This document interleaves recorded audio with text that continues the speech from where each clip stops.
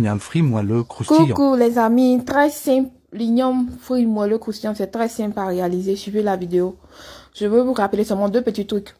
D'abord, il faut mettre l'igname dans de l'eau. Quand tu finis de découper ton igname, tu mets dans de l'eau avec un peu de sel, tu laisses à côté. En attendant, tu mets ta marmite au feu ou mets ta poêle au feu. Tu fais, quand l'eau est un peu chaude, moyen chaud, pas trop chaude, tu renverses ton igname dedans. Si tu veux pas, si ça dure trop au feu, ça va devenir amer. C'est pour ça souvent d'autres ont les problèmes quand ils font igname est amer. C'est parce que ça a trop duré au feu. Si tu veux aussi que l'igname soit croustillant et puis moelleux dedans, il faut ajouter un peu d'eau.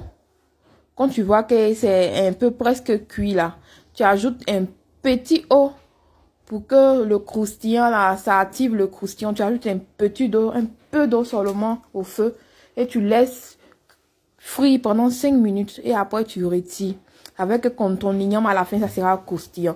Si tu ne veux pas aussi croustillant, tu regardes ton igname. Dès que tu vois que c'est un peu moelleux, mou comme tu veux là, tu retires du feu. Tu regardes la cuisson.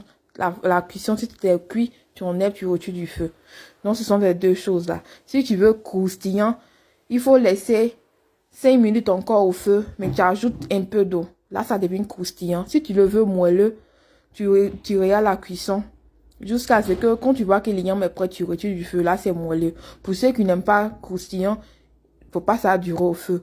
Pour ceux qui aiment moelleux, croustillant, tu ajoutes un peu d'eau et tu laisses 5 minutes encore au feu. Donc, c'est un peu ça.